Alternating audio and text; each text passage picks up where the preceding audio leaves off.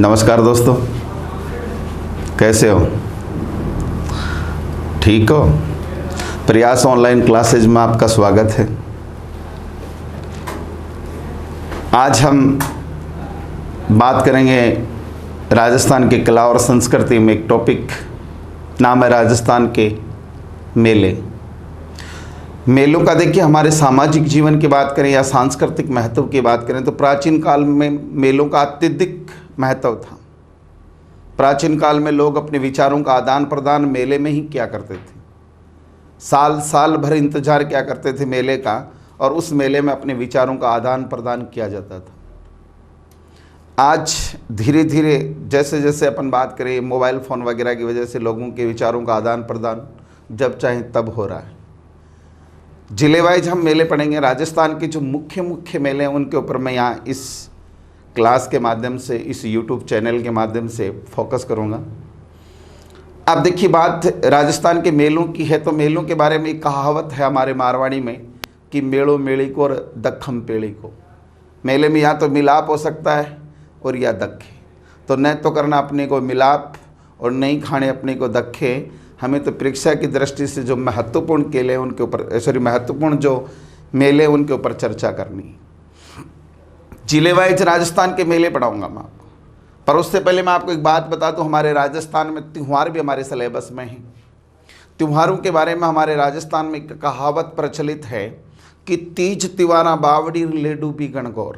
कहने का मतलब राजस्थान में त्योहारों का आगमन तीज से होता है और समाप्ति है वो गणगौर से होती है। ऐसा एक प्रश्न एक परीक्षा में भी पूछा हुआ है। प्रश्न था कि तीज तिवारा बावड़ी और आगे दे रखा था खालिस्तान डैश डैश, और ऑप्शन में दे रखा था लेडू भी गणगौर। कहने का मतलब राजस्थान में जो त्योहारों का आगमन होता है वो तीज से होता है और समाप्ति है वो गणगौर से होती है। हम इन मेलों के जो टॉपिक है उसको भी हम उसी श्रृंखला में आगे लेकर चलेंगे। जिले वाइज मैं आपको राजस्थान के मेलों से रूबरू करवाता हुआ चलूँगा। तो देखिए, सबसे पहले हम बात करेंगे राजस्थान का एक जिला जिसको हम राजस्थान की राजधानी भी कह सकते हैं, और वो आपको दिख रहा होगा जयपुर। जयपुर में सबसे पहले जो मेला, उस मेले की अगर अपन चर्चा करें तो जिस मेले की अपन चर्चा करें तो उस मेले का नाम है तीज का मेला। बहुत बार आपने तीज देखी है, बहुत बार आपने तीज का मेला देखा है। आपको बता दूं, ये तीज का मेला, ये मेला लगता है श्रावण शुक्ल तृतीया। ध्यान रखिएगा, बहुत बार एग्जाम में यहां से प्रश्न पूछा हुआ है कि तीज का मेला है वो कब लगता है? श्रावण शुक्ल तृतीया। तीज का मेला वो लगता कहाँ है? जयपुर में। अब आप सोच रहे होंगे, बहुत बार नाम सुन लिया, बहुत बार मेला देख लिया, तो आप सोच रहे होंगे कि ये तीज का जो त्योहार है ये क्यों मनाया जाता है? इसके पीछे एक पौराणिक कथा है, पौराणिक एक कहानी है। बात करें तो देखिए, कहा जाता है कि इस दिन भगवान शंकर भगवान पहली बार ससुराल गए थे। अब आप भी सोच रहे होंगे कि भगवान शंकर हर पहली बार ससुराल, जच नहीं रही होगी? जचा लो। कई किताबों में आप माध्यमिक शिक्षा बोर्ड की जो किताबें चल रही हैं उनमें आप पढ़ोगे तो उसमें आपको ये भी मिलेगा कि इस दिन पार्वती, भगवान शंकर की पत्नी का नाम था पार्वती, पार्वती का गोना हुआ था। गोना, ये नया नाम सुना होगा बहुत सारे प्रतियोगियों ने। इस गोना को हमारे यहाँ पर मुकलावा भी कहा जाता है, मुकलावा या गोना।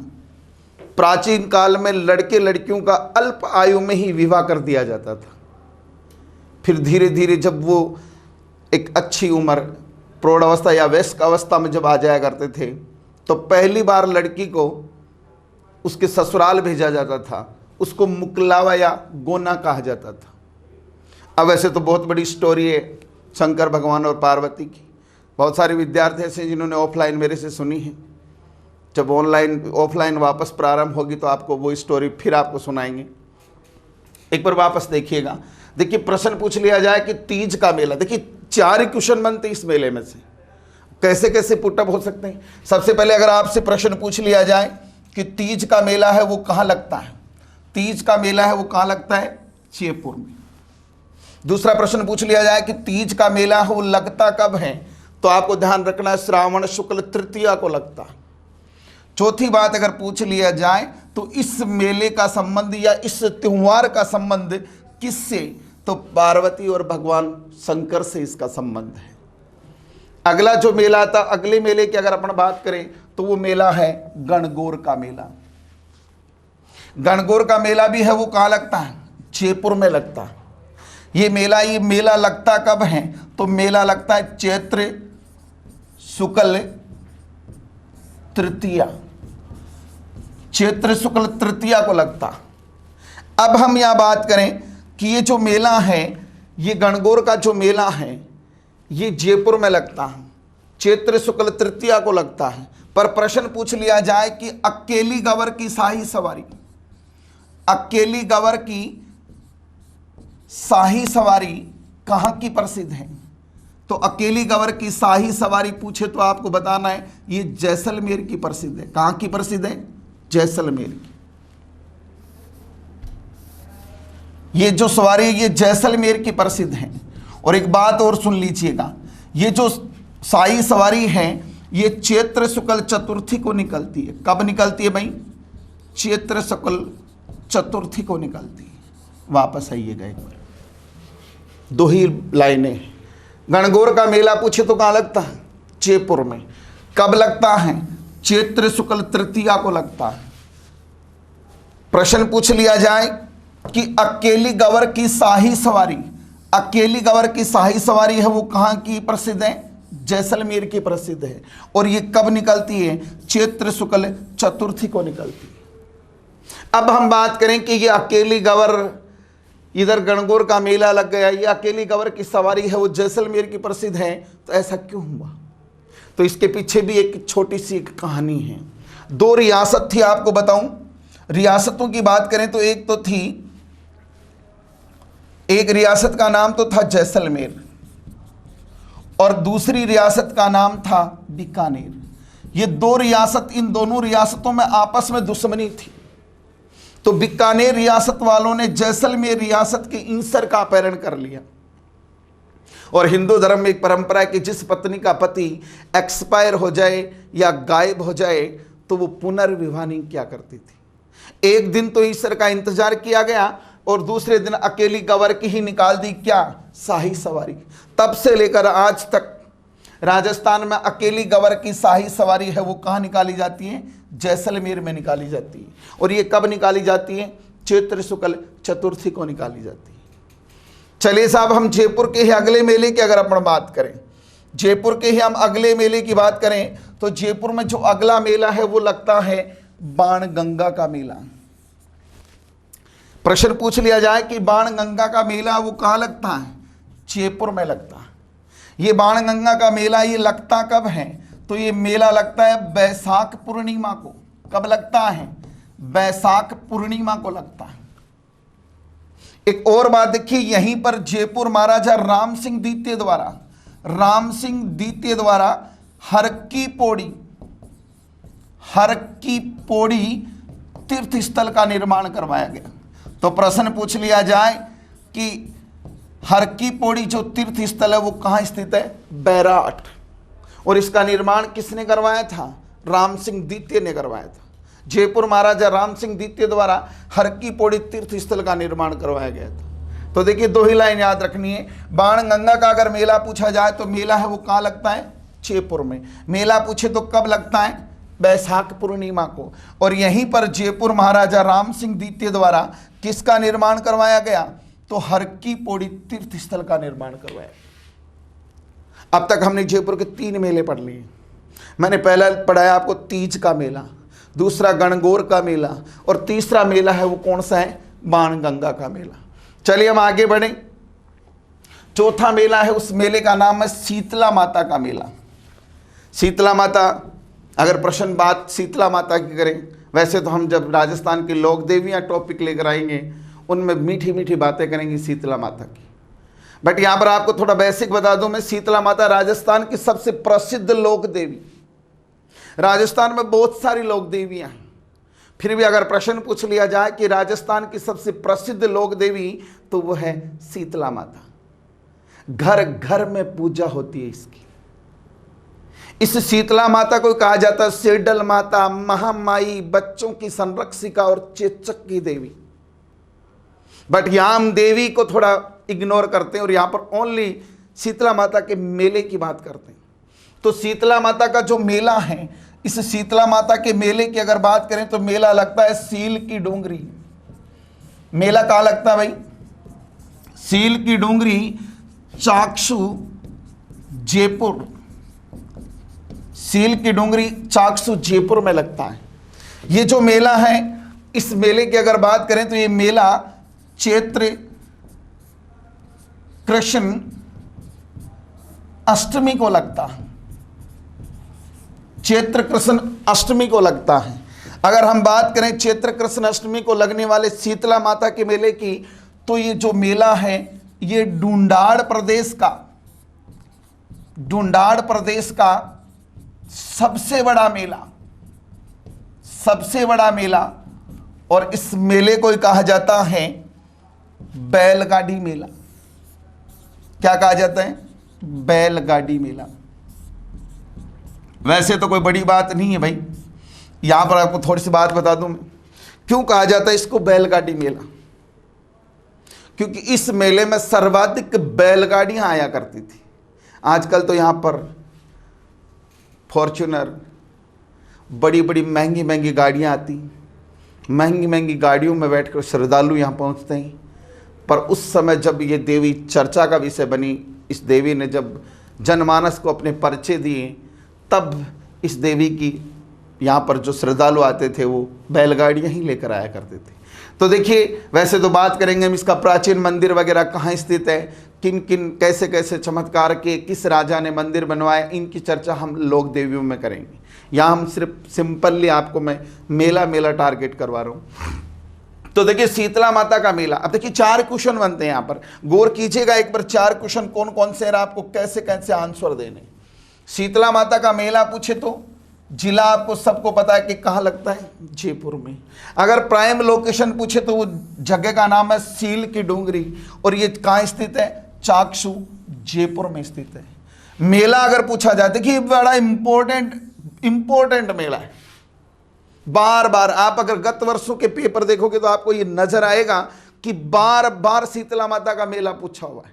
इसके पीछे जो मेजर कारण है वो ये है क्योंकि ये मेला कौन से पक्ष में लगता है, कृष्ण पक्ष में लगता है। हम लोग यहीं पर मिस्टेक करते हैं, ये चैत शुक्ल और कृष्ण, यहां हम लोग थोड़ा सा मात खा जाते हैं। तो आपको याद रखना है कि वो मेला कब लगता है, चैत्र कृष्ण अष्टमी को लगता है। ये मेला, ये ढूंढाड़ प्रदेश का सबसे बड़ा मेला है। अगर प्रश्न पूछ लिया जाए कि ढूंढाड़ प्रदेश का सबसे बड़ा मेला, तो वो मेला है शीतला माता का मेला, और इस मेले को ही कहा जाता है बैलगाड़ी मेला। ये था आपका जिला जयपुर। जयपुर में देखिए हमने 4 मेले पढ़े, ध्यान रखिएगा। जयपुर में हमने तीज का मेला, दूसरा गणगौर का मेला, तीसरा बाणगंगा का मेला, और चौथा शीतला माता का मेला। चलिए हम एक चर्चा और कर लें। या जयपुर में एक मेला ऐसा भी लगता है जिसका जो बिना किसी उद्घाटन के संचालित होता है। वो मेला मैं आपको लोकेशन बता रहा हूं, आपके जहन में ऑटोमेटिक ही याद आ जाएगा कि वो मेला कौन सा है। वो जयपुर जिले की सांगानेर जो तहसील है उसके लूणियाबास नामक स्थान पर, जिसे भावगढ़ बंध्या भी कहा जाता है, और वो मेला है गधों का मेला। तो प्रश्न पूछ लिया जाए तो चौथा मेला हो गया गधों का मेला। अब हम बात करेंगे अगले जिले की। हाँ, तो अब देखिए अगले जिले में हम चलें। अगला जिला आता है आपका अलवर। अलवर का नाम आते ही आपको एक बात तो जरूर, अलवर का नाम के साथ ही आपको एक मेला जरूर याद आता होगा, एक बाबा याद आता होगा। नाम सुना होगा अपने भर्तृहरि बाबा। भर्तृहरि राजस्थान के जनमानस में बड़े ही ख्याति प्राप्त एक संत हुए, जिन्होंने जन जन की आस्था के अंदर अपना विश्वास जगाया। जन जन ने इनके प्रति अपनी आस्था रखी। तो बात करेंगे हम भर्तृहरि की, और भर्तृहरि की भी कोई छोटी मोटी स्टोरी नहीं है। तो जिला आपका अलवर, और अलवर में सबसे पहले हम जिस मेले का जिक्र करने जा रहे हैं वो मेला है भर्तृहरि का मेला। बहुत सारे ऐसे भी प्रतियोगी बैठे होंगे जिन्होंने नजदीक से जाकर भर्तरी का मेला देखा है। भर्तरी का मेला देखिए कैसे कैसे प्रश्न। भर्तरी का मेला है वो कहाँ लगता है? अलवर में लगता है। ये जो भर्तरी है, भर्तरी का मेला अगर पूछा जाए तो मेला लगता है भाद्र शुक्ल सप्तमी और अष्टमी को लगता है। सप्तमी और अष्टमी को अगर देखिए दोनों ऑप्शन में आ जाए, सप्तमी और अष्टमी दोनों ऑप्शन में आ जाए, तो आपको याद रखना है अष्टमी ही लिखना है। ये जो भर्तरी, ये भर्तरी उज्जैन का राजा था। कहाँ का राजा? उज्जैन का राजा। अगर प्रश्न पूछ लिया जाए तो इनकी पत्नी का नाम रानी पिंगला, पिंगला इनकी पत्नी का नाम था। इस भर्तरी ने नीति शतक, नीति शतक, श्रृंगार शतक और वैराग्य शतक पुस्तकों की रचना की। इस भर्तरी को कनफटे नाथों का तीर्थ कहा जाता है। कनफटे नाथों का तीर्थ है। और अगर हम बात करें भर्तरी की, तो ये जो भर्तरी का मेला है ये मत्स्य प्रदेश का, ध्यान रखिएगा, मत्स्य प्रदेश का सबसे बड़ा मेला, सबसे बड़ा मेला। तो देखिए 4 ही लाइन, फिर वापस हम बात भी करेंगे भर्तरी की थोड़ी सी। भर्तरी का मेला पूछे तो भर्तरी का मेला है वो कहाँ लगता है? अलवर में। भर्तरी का मेला है वो कब लगता है? तो सप्तमी और अष्टमी को लगता है। भर्तरी है वो कहाँ का राजा था? उज्जैन का राजा। इसकी पत्नी का नाम रानी पिंगला। भर्तरी ने कौन कौन सी पुस्तकें? तो याद रखिएगा नीति शतक, श्रृंगार शतक और वैराग्य शतक पुस्तकों की रचना की। इस भर्तरी को कनफटे नाथों का तीर्थ कहा जाता। और मत्स्य प्रदेश का सबसे बड़ा मेला पूछा जाए तो कौन सा मेला? भर्तरी का मेला। अब देखिए आपके दिल और दिमाग में एक बात चल रही होगी। कहा जाता है कि आदमी को 3 ही चीजों की आवश्यकता होती है। अगर 3 चीजें आदमी के पास हो तो आदमी अपने जीवन में बहुत ही खुशहाल जीवन जी सकता है। मैं बता दूं आपको वो 3 चीज कौन कौन सी। सबसे पहले तो व्यक्ति साधन संपन्न हो। भर्तरी साधन संपन्न था। ये हम कह सकते हैं कि भर्तरी कैसे था? साधन संपन्न था, किंग, राजा था। दूसरी बात, ज्ञानी, तो ये तो सीधी सी बात है, नीति शतक, श्रृंगार शतक, वैराग्य शतक पुस्तकों की रचना की, तो ज्ञानी था। फिर सुंदर सी पत्नी हो तो ये भी कह सकते हैं कि सुंदर पत्नी थी। एक तो रानी और ऊपर से नाम पिंगला, तो हम ये कह सकते हैं कि नो डाउट सुंदर पत्नी थी। भी साधन संपन्न था, सुंदर साधन संपन्न था, सुंदर पत्नी थी और ज्ञानी था। फिर राजा भर्तरी जोगी हो गया। क्यों? क्यों? तो सुनिएगा, हम आपको एक छोटी सी पौराणिक कथा बताते हैं। कहा जाता कि राजा भर्तरी के गुरु का नाम था गोरखनाथ। आपने नाम भी सुना होगा, देखा भी होगा। भर्तरी गोरखनाथ के पास गया और जाकर गोरखनाथ के पास चला गया तो गोरखनाथ ने भर्तरी को एक फल दिया और भर्तरी से कहा कि भर्तरी, ये फल जो खाएगा वो आजीवन युवा रहेगा, ये फल तू खा ले। भर्तरी उस फल को लेकर सोचने लगा कि मैं इस फल को खाकर क्या करूंगा। उसने वो फल पिंगला को आवाज दी और पिंगला से कहा कि पिंगला, ये फल बाबा जी ने दिया है और इस फल में वो ताकत है कि इसको खाने वाला आजीवन युवा रहेगा, ये फल तू खा ले। पिंगला उस फल को लेकर सोचने लगी कि मैं इस फल को खाकर क्या करूंगी। उसने सेनापति को आवाज दी और सेनापति से पिंगला ने कहा कि सेनापति, ये फल बाबा जी ने दिया है और इसमें वो ताकत है कि इसको खाने वाला आजीवन युवा रहेगा, ये फल तू खा ले। सेनापति उस फल को लेकर सोचने लगा कि मैं इस फल को खाकर क्या करूंगा। उसने वो फल एक वेश्या को दे दिया और उस वेश्या से कहा कि ये फल बाबा जी ने दिया है और इसमें वो ताकत है कि इसको खाने वाला आजीवन युवा रहेगा, ये फल तू खा ले। वो वेश्या सोचने लगी कि मैं इस फल को खाकर क्या करूंगी,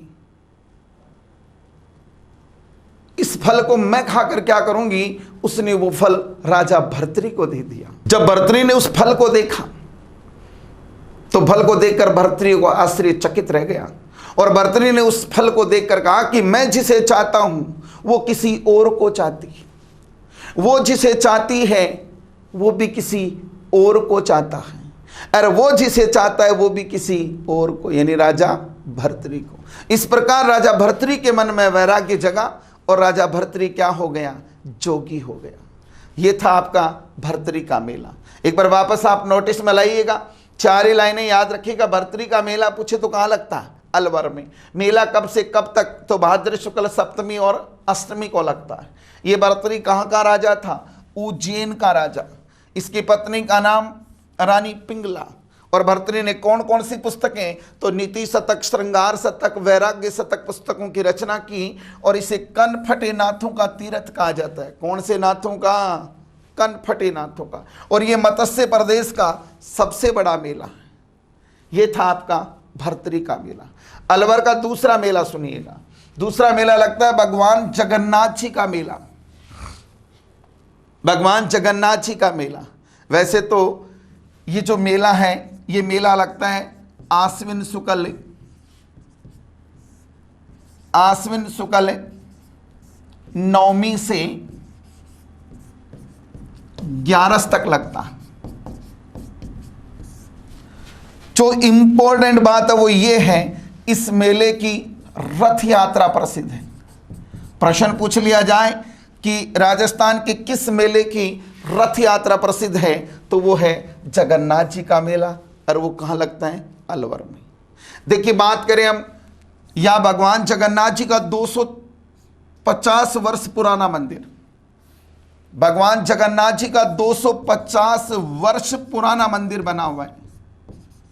प्रश्न आ जाए कि भगवान जगन्नाथ जी का कितने वर्ष पुराना मंदिर है, तो 250 वर्ष पुराना मंदिर। यहां से रथ यात्रा निकलकर 6 किलोमीटर दूर एक मंदिर है जिसका नाम है जानकी माता का मंदिर। इस जानकी माता के मंदिर तक जाती है। यहां भगवान जगन्नाथ जी और जानकी माता के विवाह की रस्म निभाई जाती है। इस विवाह की रस्म को ही क्या कहा जाता है, रथ यात्रा कहा जाता है।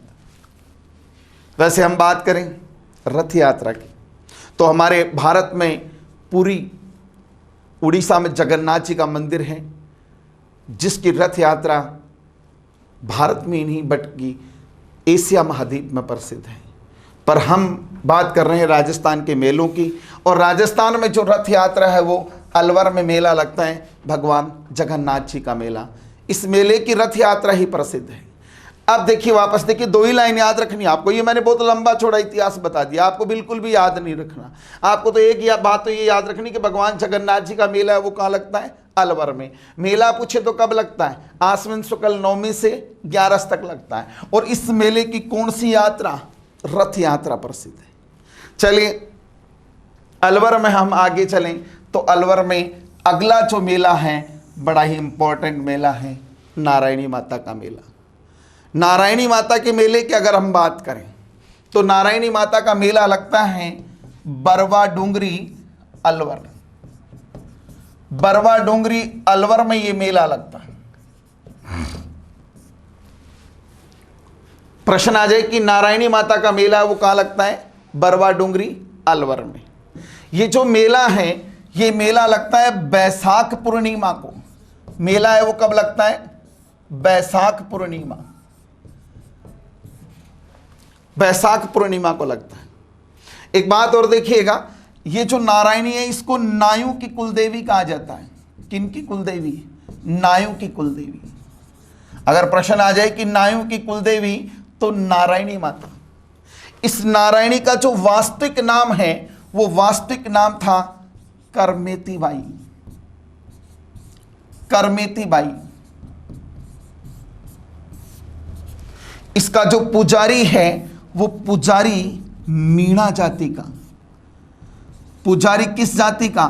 मीणा जाति का। अब एक बात आपके जहन में आ रही होगी कि नायू की तो कुलदेवी और पुजारी मीणा। वापस आइएगा एक बार। नायू की तो कुलदेवी और पुजारी मीणा, ये कैसे? इसके पीछे भी एक मान्यता है, इसके पीछे भी एक छोटी सी एक स्टोरी है। कहा जाता है कि ये करमेती है, ये इसको लेने के लिए इसके पति हैं वो ससुराल गए हुए थे। पहले देखिए पैदल ही यात्रा हुआ करती थी, यातायात के साधन नहीं हुआ करते थे, और यातायात के साधन नहीं होने की वजह से पैदल ही ये दोनों पति पत्नी बरवा डूंगरी अलवर के घनघोर जंगल से आ रहे थे। बीच रास्ते में एक करमे सिंह थक गए तो एक पेड़ के नीचे लेट गए, और वहीं करमेती भी आराम करने के लिए बैठ गई। वहीं पर एक कोबरा उतरा और उसने करमे सिंह को ढस लिया। करमेती के जो पति थे उनको ढस लिया और वो खत्म हो गए। संकट आ गया करमेती के ऊपर।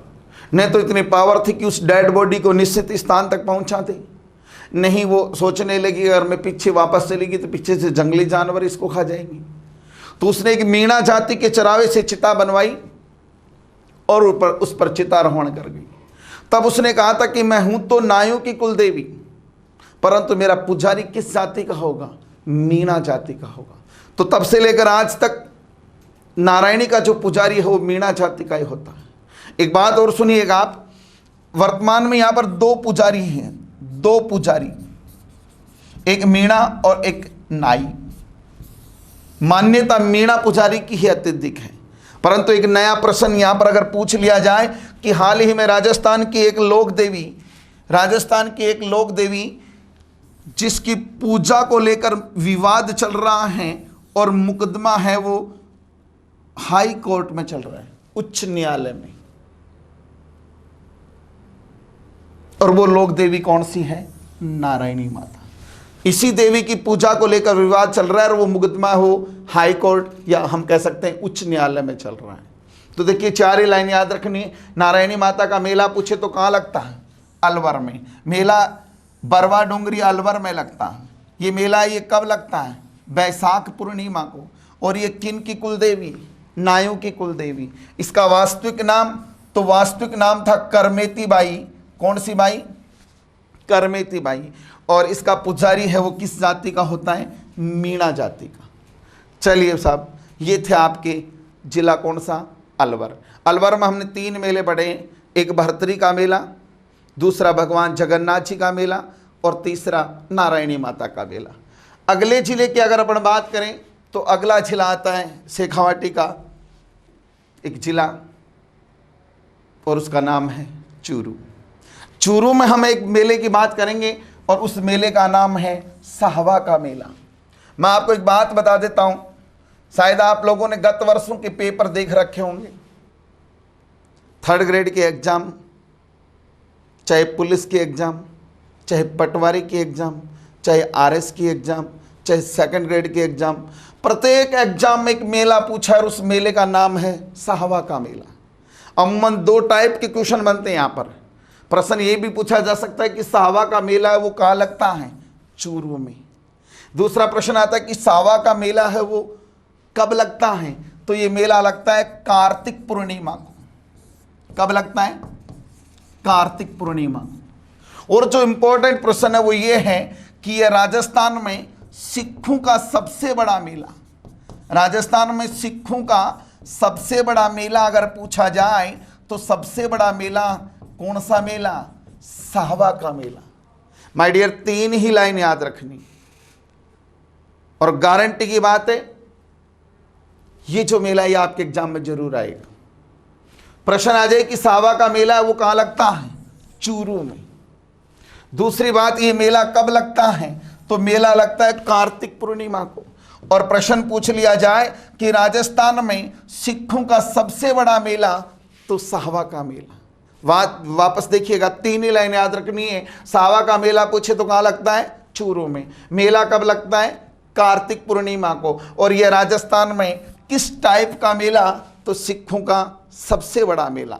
सिखों का सबसे बड़ा मेला साहवा का मेला लगे कहाँ लगता है?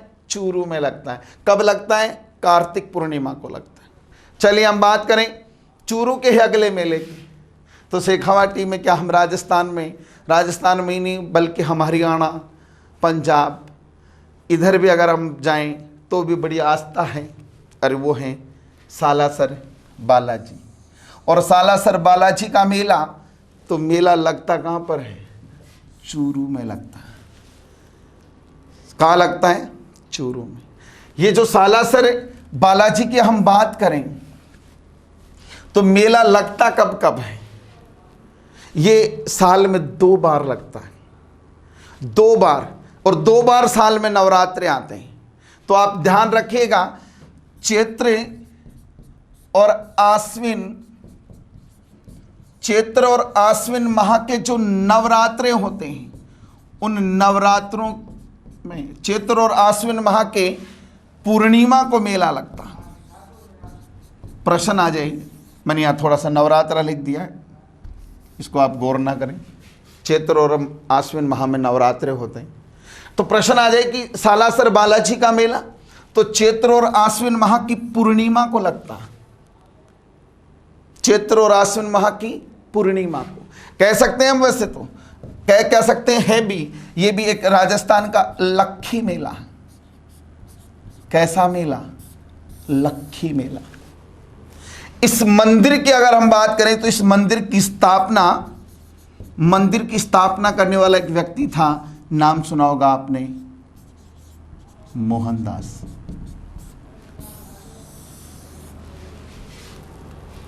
मंदिर की स्थापना इन्होंने की थी। मोहनदास जी महाराज द्वारा यहां मंदिर की स्थापना की गई। एक बात और देखिएगा, सालासर बालाजी की अगर हम बात करें तो यहां पर दाढ़ी मूंछों वाले बालाजी की पूजा की जाती है। अगर प्रश्न आया हुआ फिर आ सकता है तो ध्यान दीजिएगा। प्रश्न पूछ लिया जाए कि दाढ़ी मूंछों